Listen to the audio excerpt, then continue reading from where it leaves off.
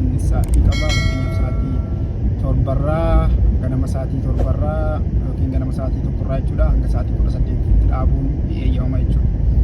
Sanarraa kan akka garuu eeyyamamu jechuu barbaadeeti. Inni biraa milikkita karaa yookiin fakkeenyaaf waan bunee kanaaf yookiin daarektii deemu yookiin mirgatti deemu bitaatti goruun hin danda'amu waan jedhu nuuf ibsa. Asittis ammoo kunoo saayikiloonni karaarra jiranii suuqa jennee bira dabarfannu garuu karaa naa gadhiisanii jarri karaa jalaarra goranii. Asitti soone diraayisikii inni jedhamu kunoo asitti sa'aatii qabaa.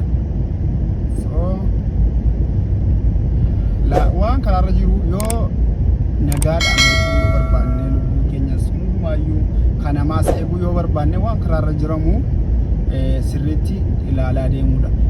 Haga jalqabaa malee yeroo takka jedhu sammuun nama akkasumattuu nama bara garuu jalqaba keessaayyuu yeroo eeyyama konkolaachisummaa fudhatamu waan kana cufayyuu haga sammuun namaa seef gootutti waan karaarra jiru waan karaan eeyyameen waan suuraan karaarra jiru wanni milikinni akka nuti itti deemnu nuuf kenne sana ilaallannee deemuu qabna.